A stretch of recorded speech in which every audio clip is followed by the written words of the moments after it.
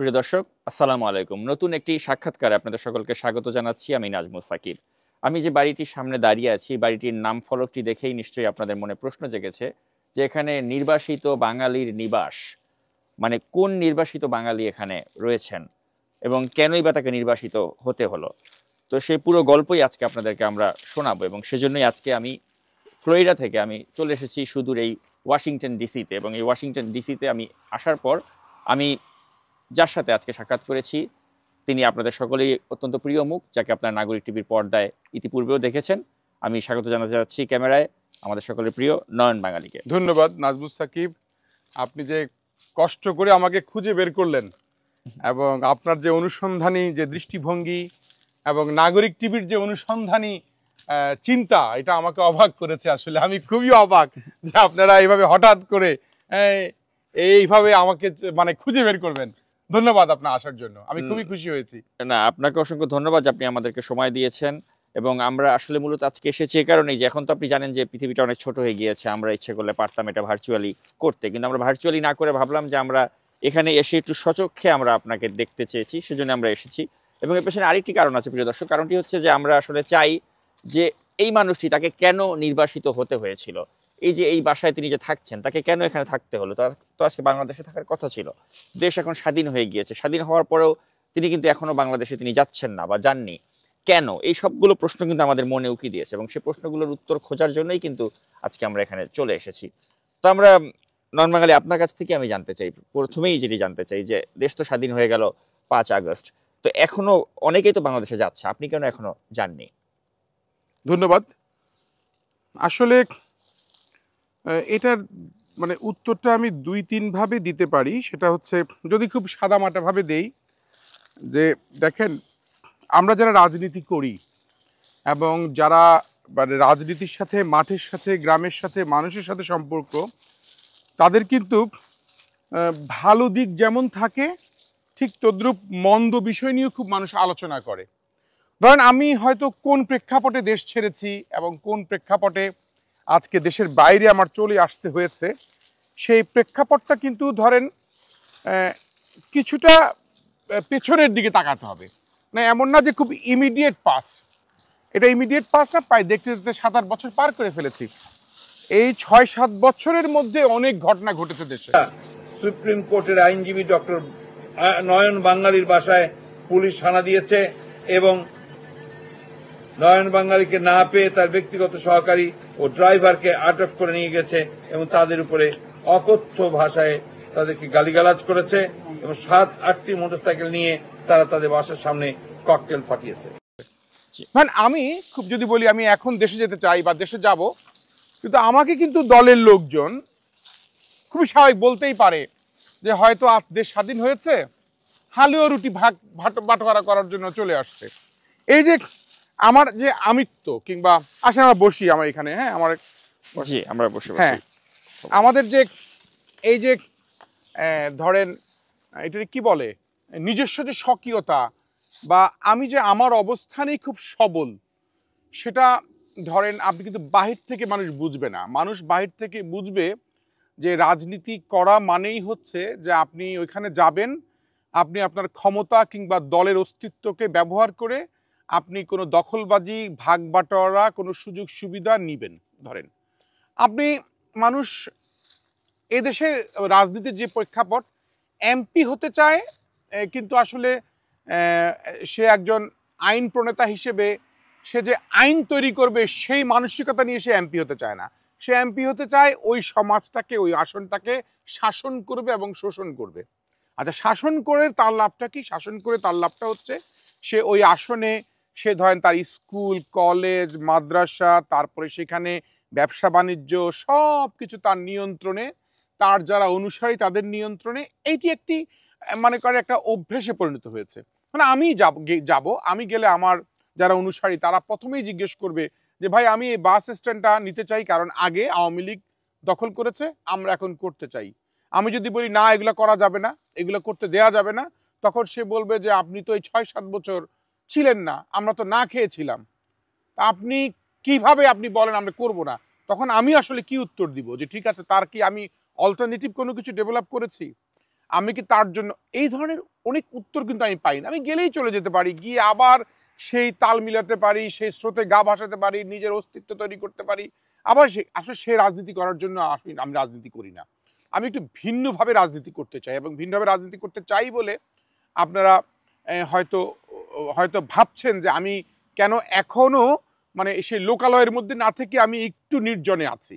এবং নির্জনে থাকার পিছনে প্রথম কারণটাই কিন্তু এটা যে আসলে আমি কোনো ধরনের ব্লেম নিতে চাই না, এবং আমার উপর নির্যাতন নিপীড়নের বিষয়গুলো যা আছে সেগুলোকে আবার আমি উপস্থাপন করতে চাই না আবার, কারণ অনেকের গুলো যাতে ঢাকা না পড়ে।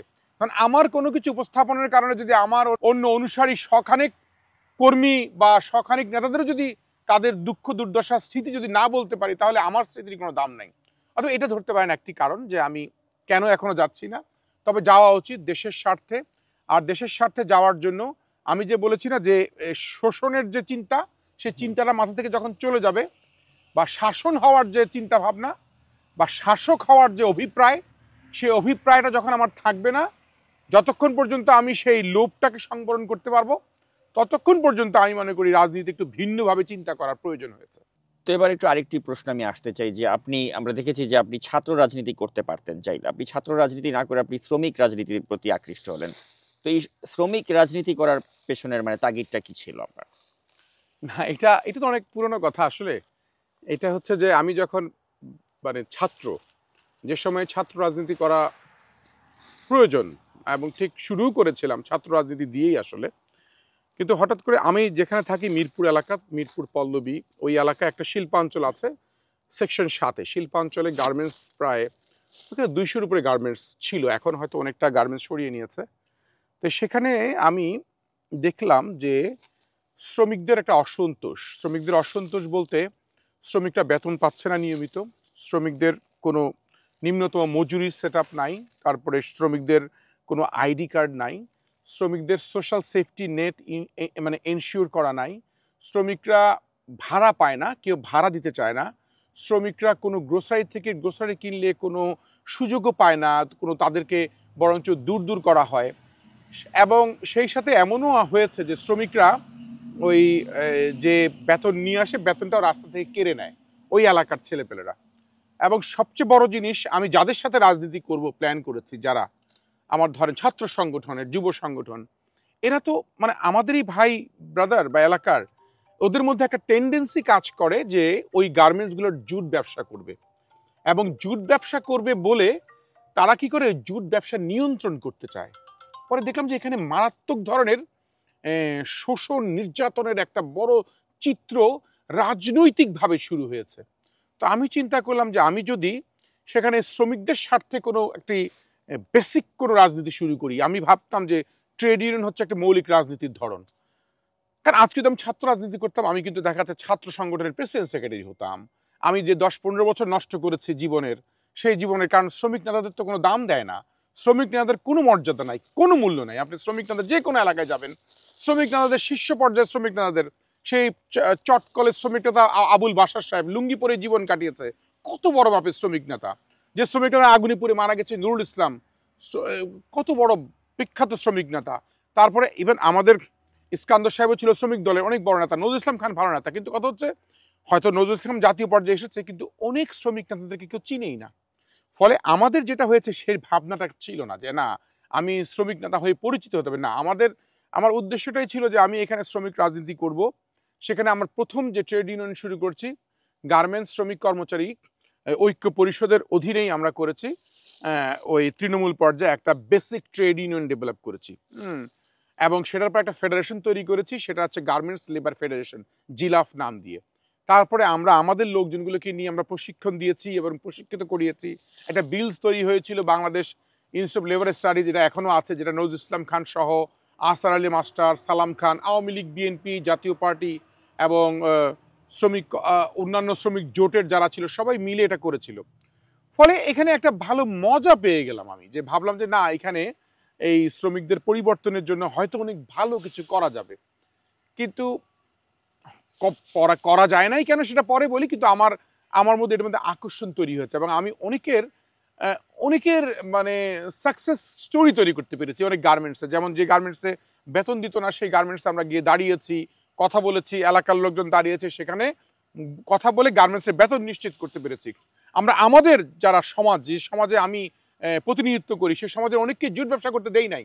আমি মিরপুরে হয়তো বন্ধ করতে পারি নাই জুট ব্যবসা, কারণ সেটা সম্ভব হয় নাই, রাজনীতির কারণেই সম্ভব হয় নাই। আওয়ামী লীগ আসলে আওয়ামী লীগ করেছে, বিএনপি আসলে বিএনপি করেছে, এবং সেই জুট ব্যবসাটা বিশাল ব্যবসা। কিন্তু আমি চাইলে ওইখানে কমপক্ষে 20 থেকে 25টা গার্মেন্টসের জুট ব্যবসা আমি করতে পারতাম। মানে যারাই করে তারা সব আমার হাতেই গড়া কোনো না কোনোভাবে, কিন্তু তারা থাকে নাই আমার সাথে, কারণ তারা ছাত্র রাজনীতি করতে চায়, তারা যুব রাজনীতি করতে চায়, তারা আমার মতো শ্রমিক সংগঠন করতে চায় না, ট্রেড ইউনিয়ন করতে চায় না, ট্রেড ইউনিয়ন আগ্রহী না। আর আমিও তাদেরকে যদি না বুঝে জোর করে তো আনা যাবে না। আমি গার্মেন্টস শ্রমিকদেরকে নিয়েই করেছি। কিন্তু যেটা হয়েছে, আমি কি আসলে জুট ব্যবসা বন্ধ করতে পেরেছি?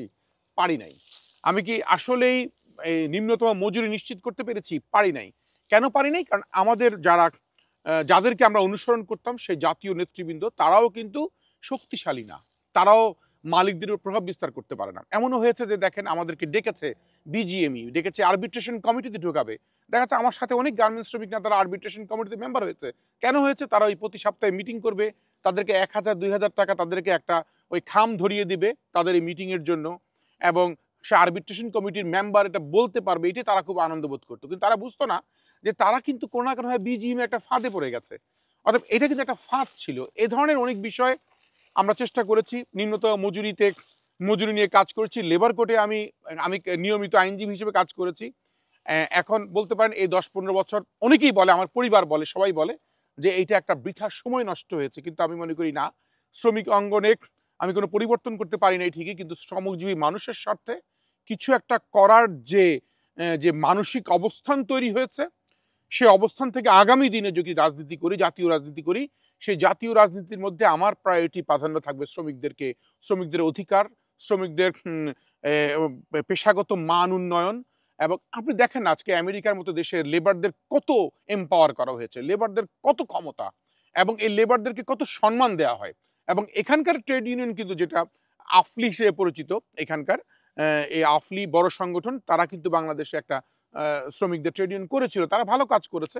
কিন্তু করলে কি হবে? 1-2 জন করলে হবে না। যেখানে মানসিকভাবেই আমরা সবাই এক থাকতে পারি না, শ্রমিক নেতারাই কিন্তু আমরা এক না।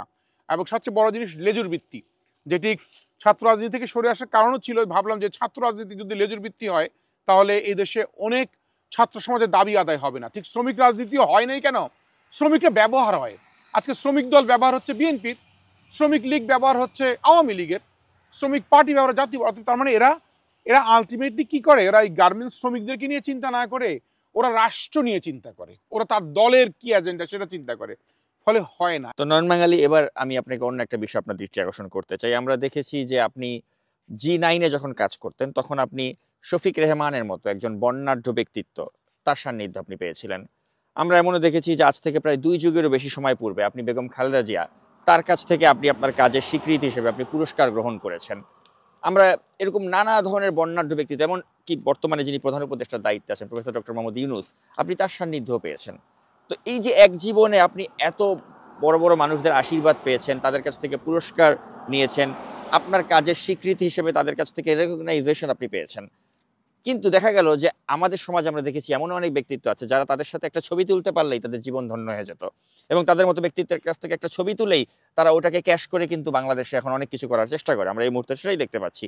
কিন্তু আপনি তাদের সাথে আপনার ছবি তোলা লাগেনি, বরঞ্চ আপনার কাজের স্বীকৃতি আপনি এই মানুষগুলোর কাছ থেকে পেয়েছেন, বা আপনাকে তারা চেনে, আপনার কাজকে তারা মূল্যায়ন করেছেন, এই ব্যক্তিত্বগুলো যারা এখন মানুষের কাছে একটা শ্রদ্ধার আসনে বসে আছেন। কিন্তু আপনাকে দেখা যাচ্ছে আপনি একটা লো কি প্রোফাইল মেনটেন করেন, এবং এখানেও একটা নিভৃতচারীর মতো জীবনযাপন করছেন আপনি যুক্তরাষ্ট্রের এই একটি শহরে। তো এটা কেন? নিজেকে কেন গুটিয়ে রাখছেন? কেন আপনি আপনার যে মেধা, সেই মেধাটার যে মূল্যায়ন, এটা কি আপনি মনে করেন না যে যেভাবে হওয়া উচিত ছিল সেভাবে কেন হচ্ছে না? এটা কি আপনার নিজের কোনো ব্যর্থতা রয়েছে, নাকি আপনি মনে করেন যে আপনার নিজেকে আরো বেশি একটু এক্সপোজারে আনা উচিত? মানে কেন আপনি পাদপ্রদীপের নিচে রয়ে গেছেন? এটা খুব প্রশ্ন করেছেন না, এটা আমার মানে অনেকটা ব্যক্তিগত অপারগতার দিকে ইঙ্গিত রাখার প্রশ্ন বলতে পারেন। আবার পক্ষান্তরে এক একটা মানুষের দৃষ্টিভঙ্গি বা এক একটা মানুষের চলার ধরন, চিন্তার ধরন ভিন্ন থাকে। মানে সবাই কিন্তু একইভাবে চলতে পারে না। ধরেন আমি যখন বাংলাদেশে যুব সংগঠন করি, আমি তো শুরু করি বাংলাদেশে প্রথম national youth forum of Bangladesh, যুব সংগঠন ডেভেলপ করি। সেটা আমরা ইয়ুথ পার্লামেন্ট করতাম প্রতি বছর, এবং যুবকদেরকে তৈরি করাই ছিল বাংলাদেশের প্রথম কাজ। তাই আবার যখন পলিটিক্যালি অ্যাটাচড হওয়ার চেষ্টা করি, তখন আমি যুব দলের মতন কেন্দ্রীয় কমিটিতে একটা ভালো পজিশনে ছিলাম, কিন্তু কখনো কিন্তু আমি যুব দলের অফিসে গিয়ে বসে থাকা কিংবা পার্টি অফিসে যাওয়া, আড্ডা মারা, প্রতিদিন হাজিরা দেয়া কিংবা কোনো নেতার বাসায় যাওয়া, সেটা আমি কখনোই করি নাই। মানে আমাকে বলতেই পারবে না যে কেউ আমি কখনো পার্টি অফিসে গিয়ে আড্ডা মেরেছি, সময় দিয়েছি। আমি যাই নাই, কারণ আমি মনে করি এটা আমার কাজ না। আমার যে কাজ, সেটা আমি যুব সংগঠক হিসেবে যে কাজ করেছি, এবং সেটা স্বীকৃতি আমি পেয়েছি। আমাকে 2004 সালে মাননীয় প্রধানমন্ত্রী বেগম খালেদা জিয়া জাতীয় যুব পুরস্কার দিয়েছে শ্রেষ্ঠ যুব সংগঠক হিসেবে, এবং আমাকে দিয়েছে, এবং সাদেক হোসেন খোকাকে দিয়েছে ক্রীড়া অঙ্গনে শ্রেষ্ঠ ক্রীড়া সংগঠক হিসেবে। আমরা দুইটি পদক পেয়েছি। একটি হচ্ছে যুব সংগঠকে আমি শ্রেষ্ঠ যুব সংগঠক, আর উনি পেয়েছে ক্রীড়া সংগঠক হিসেবে। তখন কিন্তু উনি রানিং মেয়র। আচ্ছা, এখন মূল কথাটা হচ্ছে যে আমরা যে বিষয়টি করতে চাই সেটি হচ্ছে যে, আপনি যে বলেছেন না যে আমরা যখন রাজনীতি করতে আসছি, তখন ভাবলাম যে রাজনীতি করার জন্য এক ধরনের গবেষণা দরকার আছে, থিঙ্ক ট্যাঙ্ক করার কিন্তু প্রত্যয় তৈরি করি। এই থিঙ্ক ট্যাঙ্কটা দেখেন, আমরা কিন্তু 4-5 জন মিলে কিন্তু প্রথম আমাদের ব্রেন চাইল্ড শুরু হয়। আপনি হয়তো চিনবেন, এখন অ্যাটর্নি জেনারেল হয়েছে আসাদুজ্জামান, সে, আমি, তারপর হচ্ছে শফিক ভাইয়ের বাসায় প্রথম, তারপরে শাখাওয়াত হোসেন সায়ন্ত সহ আমরা এই 4-5 জন প্রথম মিটিংটা করি, বসে আমরা তখন ভাবি যে আমরা কিভাবে এই রাজনীতির বিষয় নিয়ে, আমরা বিভিন্ন ইস্যু নিয়ে আমরা কাজ করতে পারবো। এবং দীর্ঘদিন সেখানে আমরা প্রত্যেক বুধবার আমাদের মিটিংটা থাকতো 5 থেকে 6 ঘন্টা। এটা মানে আপনি বলতে পারেন মানে বলার বাইরে এ ধরনের মানে খুব গভীরে গিয়ে, এবং আমরা ডিবেট করতাম রীতিমতো। সেখানে আমাদের টিম মেম্বার প্রায়, আমরা হয়তো G9 বলি, G9 হচ্ছে গ্রুপ 2009, কিন্তু আমাদের সেই মিটিংয়ে ধরেন আসতো হচ্ছে গিয়ে বাংলাদেশের ধরেন পুলিশ ডিপার্টমেন্টে যে কাজ করে আসছে, ধরেন আইজিপি ছিল সাবেক, সেনাবাহিনীতে কাজ করে আসছে, সেনাবাহিনীর অভিজ্ঞতা আছে, প্রশাসনে কাজ করে আসছে, প্রশাসনের অভিজ্ঞতা আছে, তারপরে ধরেন মনে করেন চিকিৎসা বিজ্ঞানী। তো আমরা এক এক সময় এক একটা ইস্যু নিয়ে আমরা কাজ করেছি। এখন কথা হচ্ছে যে আমার সাথে সবার যোগাযোগটা হয়েছে কি কাজের মাধ্যমে, মানে কাজের বাইরে কোনো যোগাযোগ নাই। যেমন ধরুন ডক্টর ইউনূস সাহেবের সাথে যখন যোগাযোগ হয়েছে, ডক্টর ইউনূস সাহেব চেয়েছিল আমাকে দিয়ে, উনি সেটাকে হচ্ছে মানে এই পুরস্কারগুলো বাংলাদেশের যুবকদেরকে তৈরি করা, সামাজিক ব্যবসায়ী উদ্যোক্তা তৈরি করা যুবকদেরকে, এবং যুবকদেরকে কীভাবে সামাজিক ব্যবসায়ী হিসেবে তৈরি করা যায়, এবং প্রত্যেক বছর উনি শ্রেষ্ঠ সংগঠক বের করে দিবে। তার মানে এই কাজের মাধ্যমে তার থেকে শুরু হয়। পরে তো উনি বিভিন্ন পলিটিক্যাল কারণে যখন ইনভলভ হয়ে যায়, তখন আমাকেই আমার রাজনৈতিকভাবে বিভিন্নভাবে আমাকে একটু ডক্টর ইউনূসের ব্যাপারে একটু আমাকে দূরেই রাখার চেষ্টা করে বা বলে।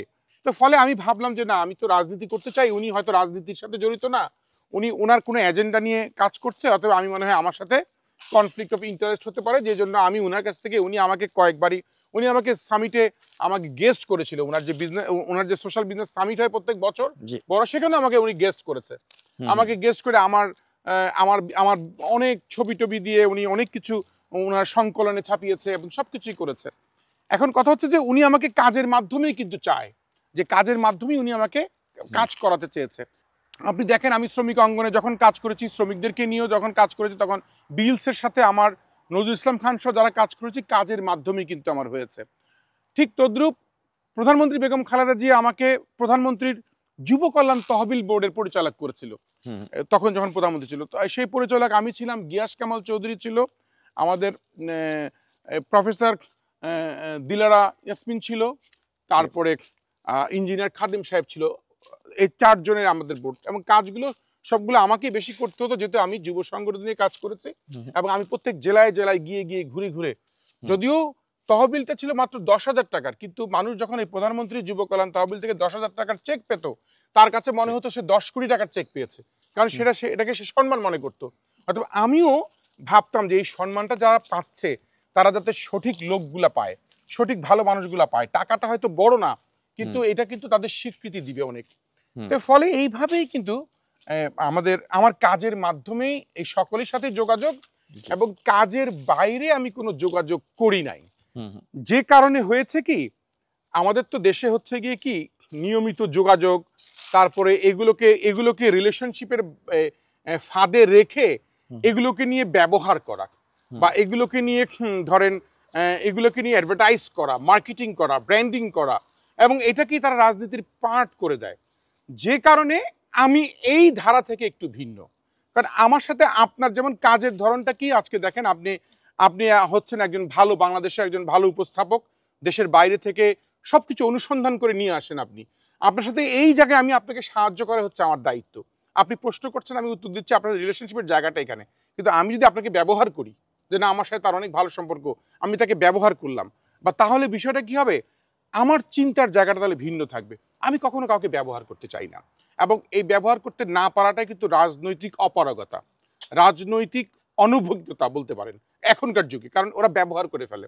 কিন্তু আপনি কি মনে করেন না যে এভাবে নিজেকে গুটিয়ে রাখলে বা নিজের এক্সপোজারটা বা নিজে যেটা ডিজার্ভ করেন সেটা যদি না পাওয়ার মানে আদায় না করার জন্য যদি আপনি ওভাবে অত বেশি প্রচেষ্টা না নেন, তাহলে অযোগ্য যারা তারা রাজনীতিতে ঢুকে পড়তে পারে, যেটা আমরা এখন দেখছি যে অনেক অযোগ্য বা যাদের মেধা কম বা যাদের যোগ্যতা কম বা যাদের দেশপ্রেমে ঘাটতি রয়েছে, তারা দেখা যাচ্ছে যে অনেক বড় বড় পজিশনে চলে যাচ্ছে, এবং এটা কিন্তু একটা আশঙ্কাজনক ব্যাপার হিসেবে দেখা দিচ্ছে।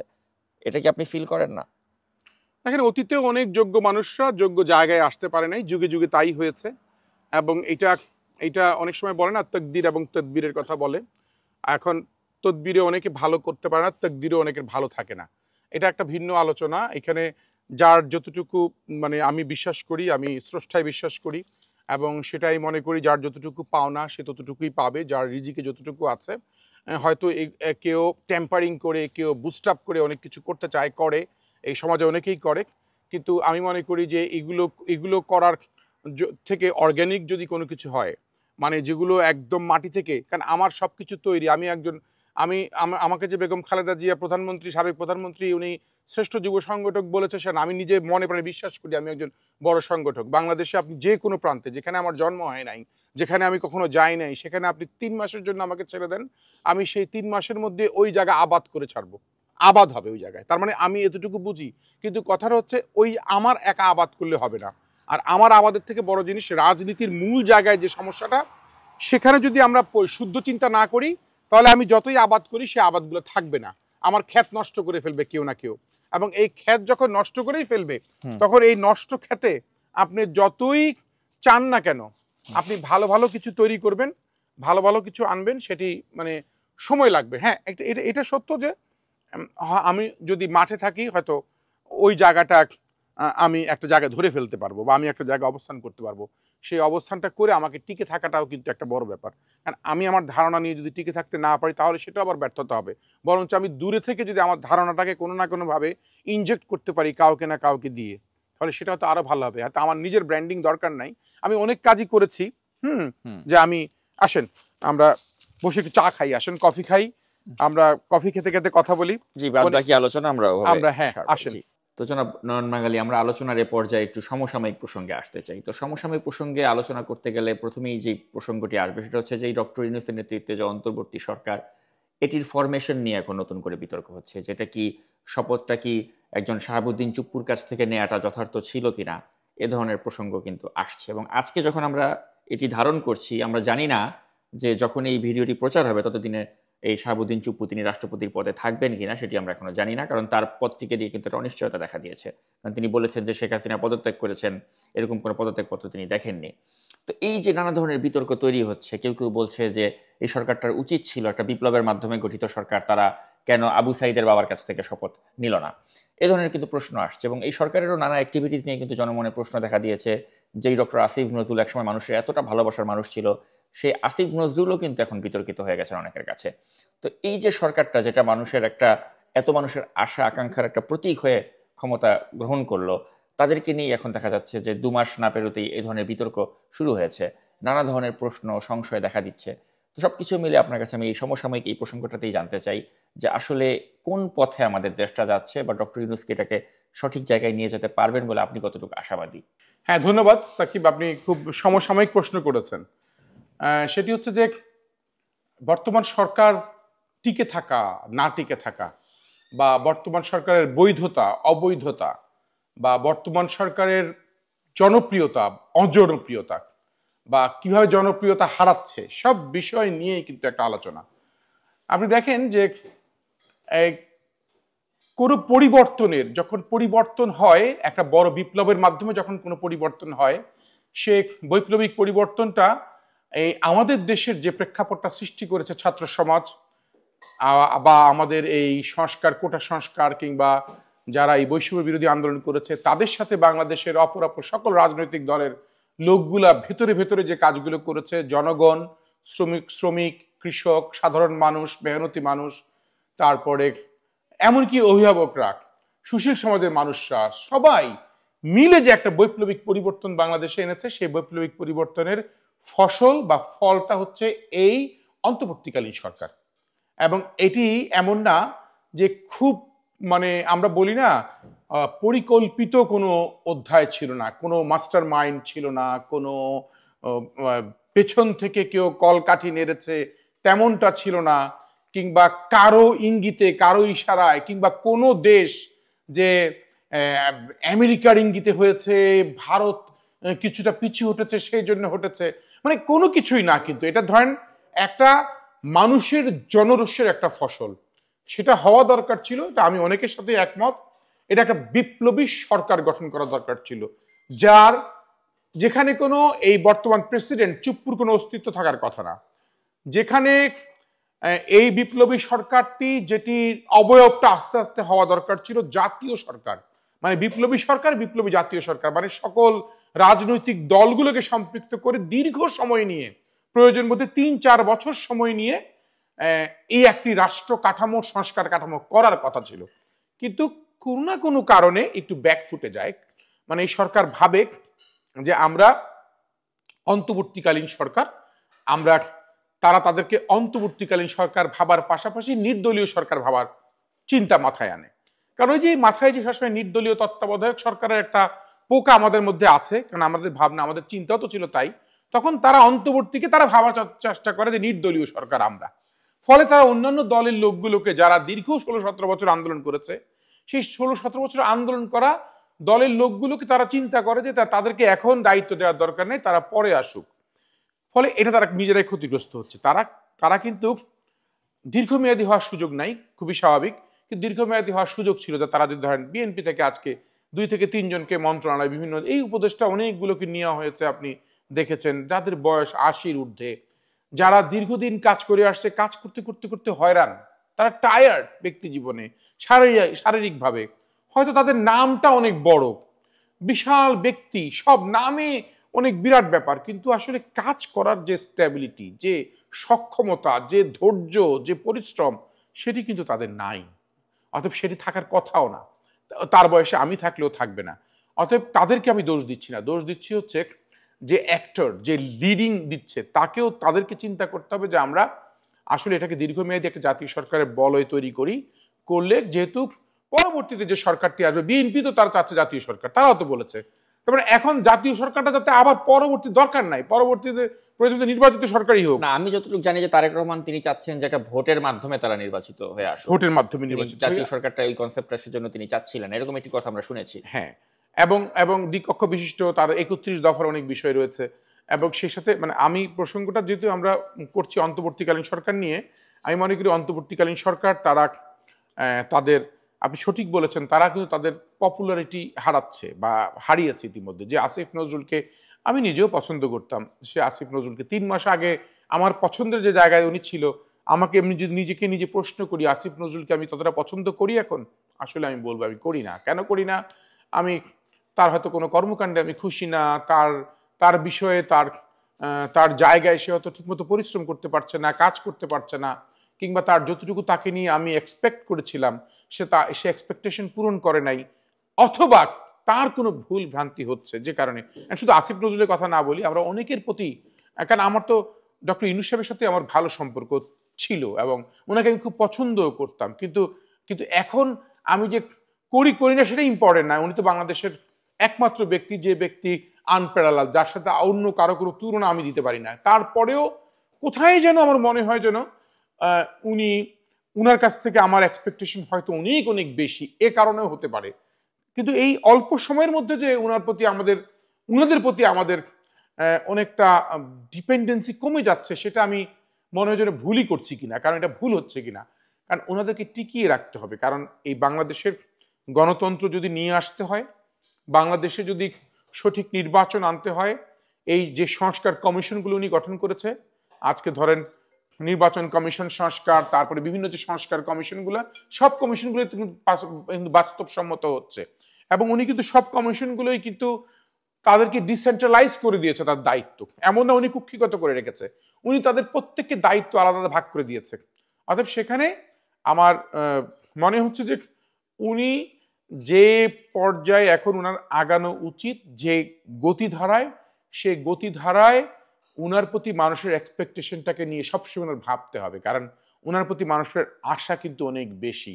অতএব যদি আশা বেশি থাকে, মানুষ আশাহত হয়, এবং আশাহত হয়ে যাচ্ছে ইতিমধ্যে, এবং সেটি কিন্তু বড় ধরনের। আর সবচেয়ে বড় ভুল উনার হচ্ছে, যেটি আমি বারবার বলতে চাই, সেটি হচ্ছে একটি ব্যুরোক্রেসি নির্ভর হয়ে যাচ্ছে, মানে আমলাতান্ত্রিক একটি রাষ্ট্র কাঠামো ব্যবস্থা হয়ে যাচ্ছে ডে বাই ডে, প্রতিদিন।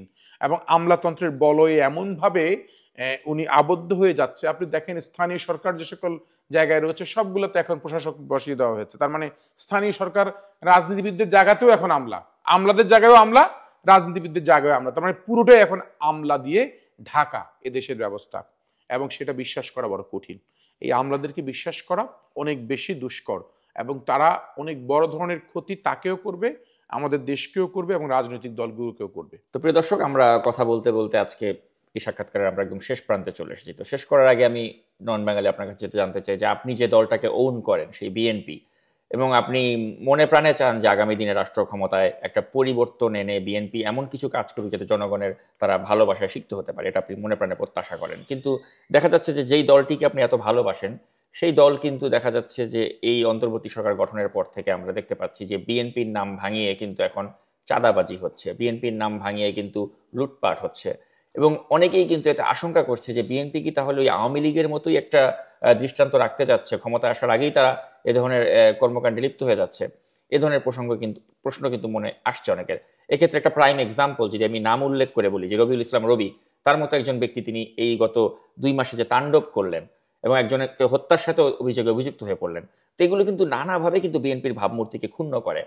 তো আমি আপনার কাছে জানতে চাই যে আপনার আগামী দিনের এই যে রাজনীতির আপনার যে ভাবনাটা, যে আপনি চান যে একটা সুস্থ ধারা গণতান্ত্রিক পরিবেশ বাংলাদেশে ফিরে আসুক, এবং সেক্ষেত্রে বিএনপি একটা they should lead by example, যেটা আপনি প্রত্যাশা করেন। তো সেক্ষেত্রে এই যে অনাকাঙ্ক্ষিত ঘটনাগুলো ঘটছে, এগুলো কাটিয়ে আসলেই কি আমরা সেই সুদিন দেখতে পাবো, বা বিএনপির হাত ধরে কি সেটা আসবে? সেই আগামী দিনের বাংলাদেশটা নিয়ে আপনার মন্তব্য জানতে চাই।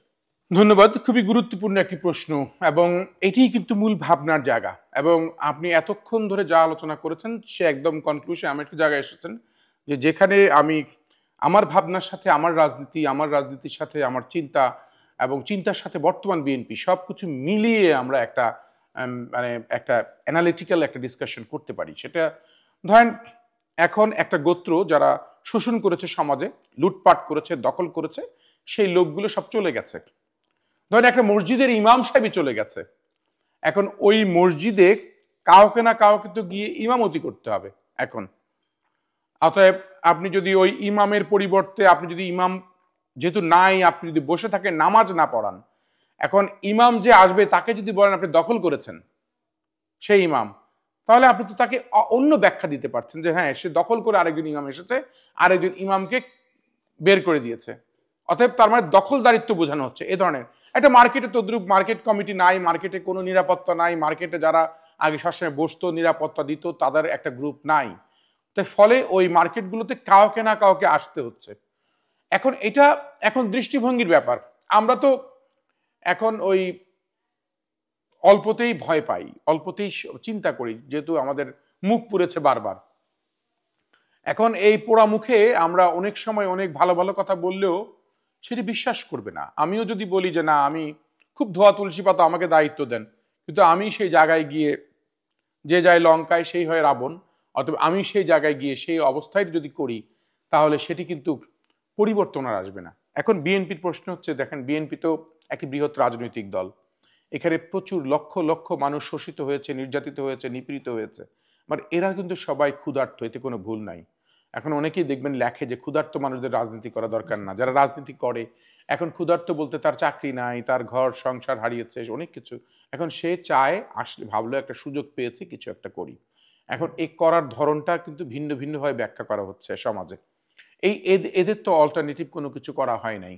এবং সেই সাথে এত বড় রাজনৈতিক দলে কিন্তু অনেক বড় গ্রুপিং কাজ করে, একদম এটা ওপেন সিক্রেট, সবাই জানে। প্রত্যেকটি অঙ্গ সংগঠনে, প্রত্যেকটি স্থানীয় পর্যায়ে, থানা পর্যায়ে, ওয়ার্ড পর্যায়ে, জেলা পর্যায়ে দেখবেন একটা দলের মধ্যে 4-5টা ভাগ, সবাই সবার প্রতিদ্বন্দ্বী। একজন একজনের বিরুদ্ধে বিচার দিচ্ছে, একজন একজনের বিরুদ্ধে বিচার দিচ্ছে, একজন বলছে ও চুরি করছে, ও বলছে চুরি করছে। আলটিমেটলি পুরো দলটাই ক্ষতিগ্রস্ত হচ্ছে। আমরা নিজেরা নিজেদেরকে চোর বলে বলেই কিন্তু চোর বানাচ্ছি, আমার নিজেরাই নিজেদেরকে দখলদার বলে বলে কিন্তু দখলদার বানাচ্ছি। এটা একটা বিষয় হচ্ছে। তার মানে এখানে একটা গ্রুপিং বিষয় হচ্ছে। তার মানে আমাকে তাহলে সমাধান করতে হবে এই ভুকালাঙ্গা মানুষ, নিপীড়িত মানুষ, এই ক্ষুধার্ত মানুষ যারা দীর্ঘদিন কষ্ট করে রাজনীতি করেছে, তাদের কিন্তু অধিকার আছে খাবার নেয়ার। অধিকার কি লুটপাটের মাধ্যমে না, অধিকার কি দখলের মাধ্যমে না। সেটার জন্য আমাদের এমন একটি প্রক্রিয়া করতে হবে। আমি চায়না গিয়েছিলাম, আমরা গিয়েছিলাম প্রায় 10 জন, আমাদের বেগম খালেদা জিয়া পাঠিয়েছিল 10 জনকে, 10 জনের একটা টিম চায়নার রাজনীতি সম্পর্কে বুঝে আসার জন্য। আমি গিয়েছিলাম, ব্যারিস্টার নাসির উদ্দিন অসীম গিয়েছিল, আমাদের গিয়েছিল শামা ওবায়দ গিয়েছিল, আমাদের ব্যারিস্টার রুমিন ফারহানা গিয়েছিল, তারপরে আমাদের হাই বোন নবী সোহেল ভাই যাওয়ার কথা ছিল কিন্তু সে যেতে পারে নাই, তার তখন মামলার ঝামেলা ছিল প্রচুর। এবং এইভাবে আমরা প্রায় গোটা 10 মানুষ আমরা গিয়েছিলাম, মাহমুদ হাইবা সহ। তো আমাদের সবাই কিন্তু আমরা দেখে আসছি যে চায়না এই যে সোশ্যালিস্ট পার্টিগুলো, তারা এমনকি এমন শহরেও গিয়ে দেখেছি সমবায় ভিত্তিক, তাদের দলের লোকরাই সমবায় সমিতির মাধ্যমে তারা তাদের সব কিন্তু অর্থনৈতিক কার্যক্রম, প্রতিটি জিনিস কিন্তু তারা অর্থনীতিকে প্রাধান্য দিয়ে, তারা প্রত্যেকটি দলের লোকজনগুলো কিভাবে অর্থনৈতিকভাবে সমৃদ্ধ হবে এবং সে পাশের আরেকজন লোককে সমৃদ্ধ করবে। মানে একটা ইন্ডাস্ট্রিয়াল রেভলিউশন করেছে, রাজনৈতিকভাবেই, দলীয়ভাবেই। এখন একচাটিয়ে তারা অবস্থান করতেছে। ধরেন আমরা যদি অর্থনৈতিকভাবে সমৃদ্ধ করার চিন্তা, এই যে ছোট ছোট SME, small and medium enterprise সেক্টরটা চিন্তা করতে পারি। আমরা যেমন সবসময় বলি ইউথ এম্পাওয়ারমেন্টের কথা, ইউথ এম্পাওয়ারমেন্ট বলতে ইউথ এন্টারপ্রেনিয়রশিপ বোঝায় অনেকটা। এন্টারপ্রেনিয়রশিপ যদি ডেভেলপ করতে পারি, এটা যে পার্ট অফ পলিটিক্স, তাহলে কি হবে, এইখানে এই ক্ষুধার্ত মানুষগুলো এই দখলের রাজত্ব করবে না, তারাই বরঞ্চ এই দখলগুলো দূর করতে পারে, করে এগুলো কাজ করতে পারবে। এটা তো একটা। ধরেন আর একটা সমস্যা যে একজন একজনকে চোর বলছে, সেটা হচ্ছে গ্রুপিংটা হচ্ছে কেন? ক্ষমতার জন্য, পদের জন্য, এমপি হওয়ার জন্য, কারো উপজেলার চেয়ারম্যান হওয়ার জন্য, পুরো এগুলোকে আবার ভিন্নভাবে ভাগ করতে হবে। আমরা এই নাগরিক টিভিরই একটা রাষ্ট্র সংস্কারের ভাবনায় আমরা টিটু ভাইয়ের সাথে কথা বলছিলাম, যে উনি বলছিল যে হ্যাঁ আমরা কি টপ ডাউন করতে পারি কিনা, না টপ ডাউন না করে ডাউন টপ করতে পারি কিনা, নিচে থেকে একদম প্রাইমারি সিলেকশন করলাম, যে এই এলাকায় এমপি ইলেকশন করবে, যে প্রথমে সে প্রাইমারি সিলেক্টেড হয়ে আসবে, তারপরে কেন্দ্রে তার নাম যাবে, সে তার প্রার্থী হবে। এটা একটা ভালো পয়েন্ট। সেই সাথে যদি আমরা এমনও করতে পারি যে আমরা এই প্রাইমারি সিলেকশন প্রক্রিয়াটা তো অনেক সময় হয় না কেন ভালো এসব দলে, ধরেন আপনি ওই একটা উপজেলার প্রেসিডেন্ট, ফলে আপনি কি করেন, এই উপজেলার প্রেসিডেন্ট হয়ে সব নিচে যত লোকজন আছে আপনার লোকগুলোকেই সেট করেন। ধরেন আপনার ছাত্র দলও আপনি সাজান, যুব দলও সাজান, স্বেচ্ছাসেবক দলও সাজাচ্ছেন, এবং আপনার সব কমিটিতে আপনার লোক, আর পক্ষান্তরে যে লোকটি আপনার বিরুদ্ধে তার সব লোকগুলোকে আপনি সাইজ করে দিচ্ছেন, তার কোথাও কোনো লোক নেই। অর্থাৎ প্রাইমারি হলে কিন্তু আবার আপনি জিতবেন, কারণ সব তো আপনার লোক, ভোট তো আপনাকেই দিবে। অর্থাৎ সেখানে সে তো বঞ্চিত হচ্ছে, কারণ সেখানে কিন্তু এই পদ ডিস্ট্রিবিউশনের ক্ষেত্রে বড় ধরনের একটা ভ্রান্তি রয়েছে।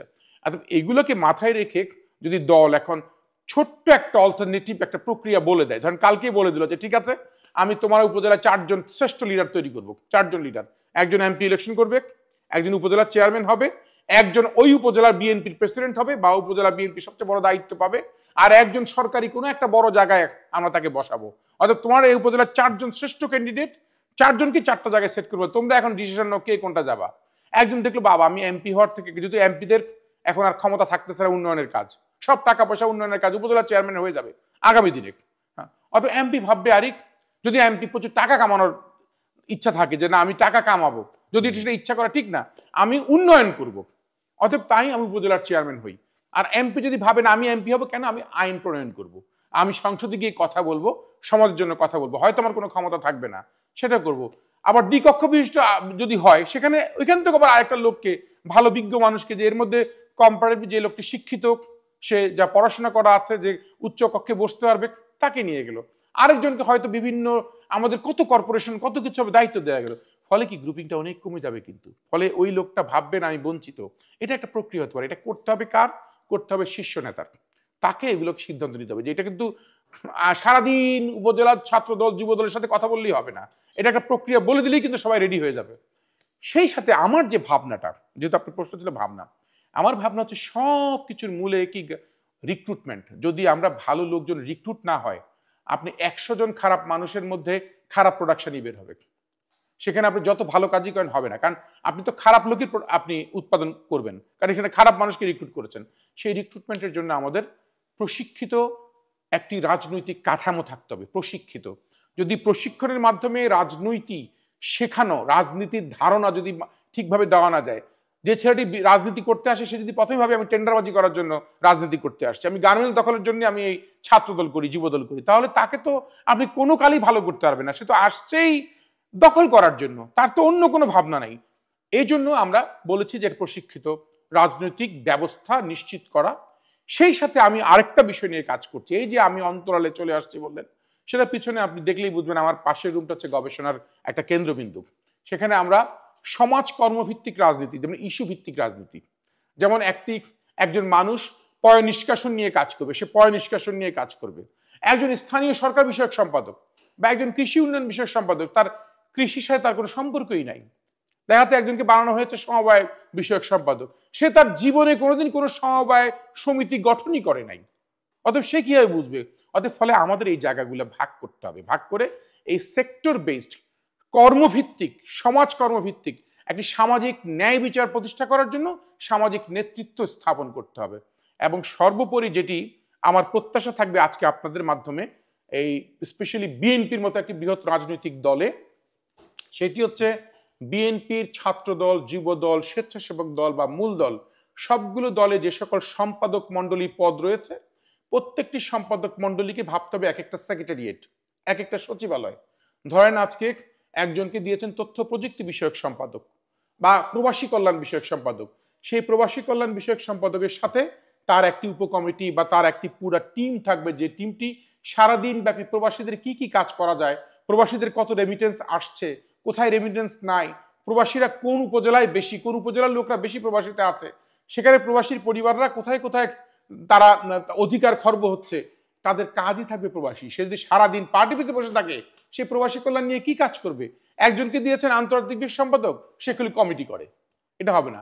বা প্রত্যেক ছাত্রদল যুবদল এবং এদের সমন্বয় করে দেওয়া, ছাত্রদলের প্রবাসী কল্যাণ বিষয়ক সম্পাদক, যুবদলের প্রবাসী কল্যাণ সম্পাদক, স্বেচ্ছাসেবক একসাথে বসে তারা এই প্রবাসী কল্যাণ নিয়ে কি করা যায় বা প্রযুক্তি নিয়ে কি করা যায়, অর্থাৎ একটা সেক্রেটারিয়েট করা উচিত। আপনি দেখেন এখানে একজন কংগ্রেসম্যান, আমার এই আসনে কংগ্রেসম্যানের অফিসে গিয়ে দেখবেন 50 জন মানুষ কাজ করে তার অফিসে।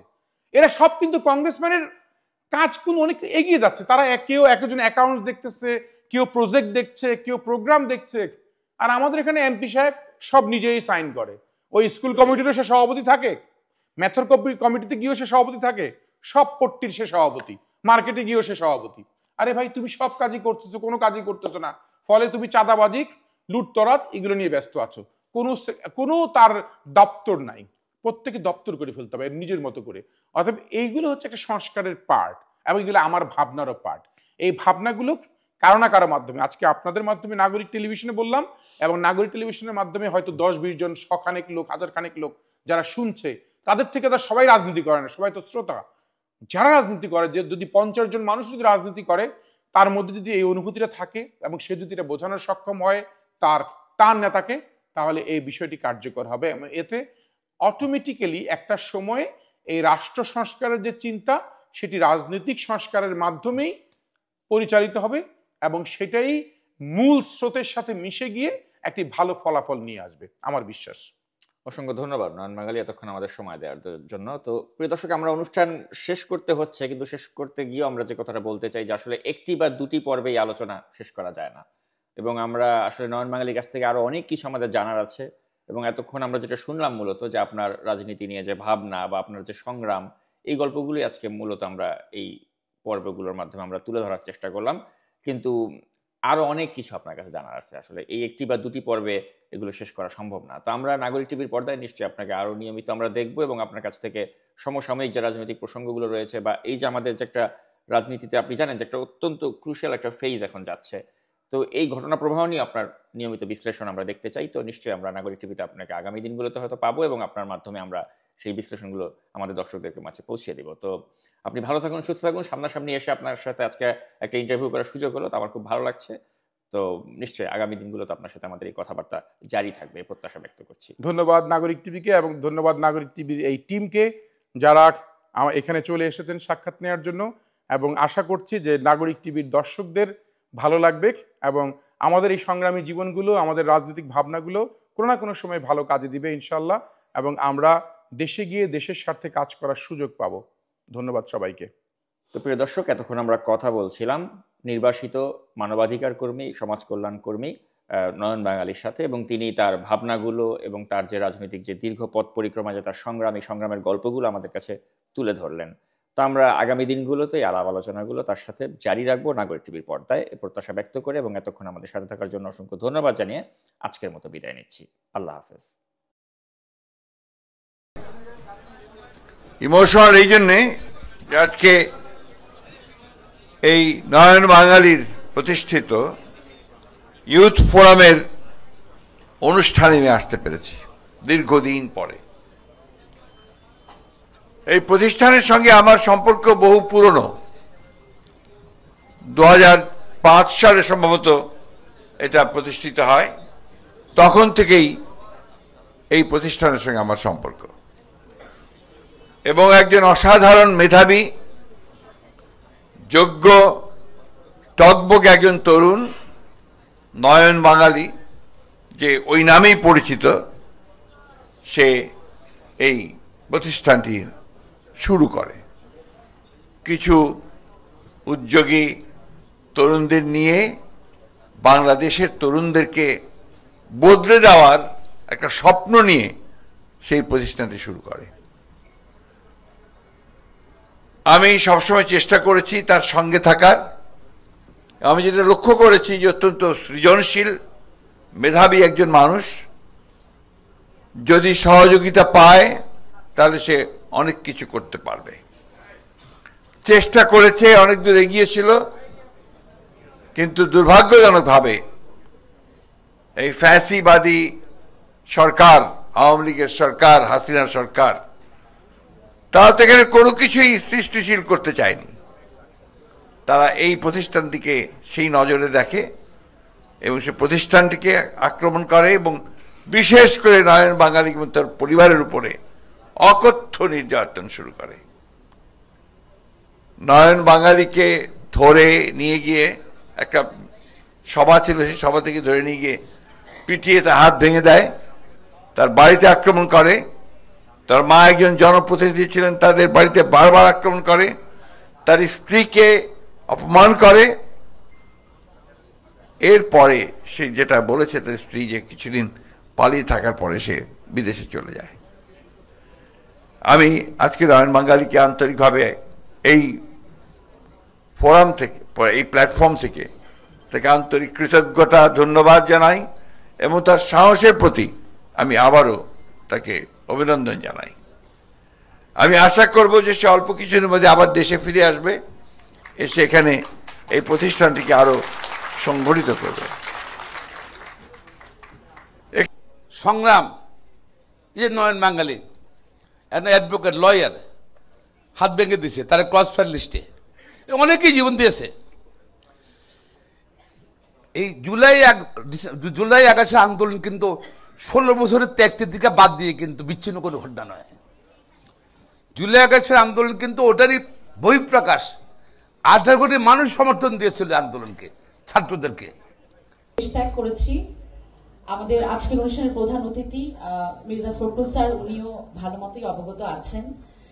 আমরা দেশ ছাড়ার সময় কমপক্ষে 2 বছর আমরা বাসায় থাকতে পারিনি। আমি, আমার হাজবেন্ড, আমার বাচ্চাদেরকে নিয়ে আমরা বিভিন্ন আত্মীয় স্বজনের বাসায়, কখনো সাভার, কখনো চিটাগং, কখনো গাজীপুর, কখনো খুলনা, কখনো রাজশাহী, এইভাবে চোরের মতো পালিয়ে বেরিয়েছি।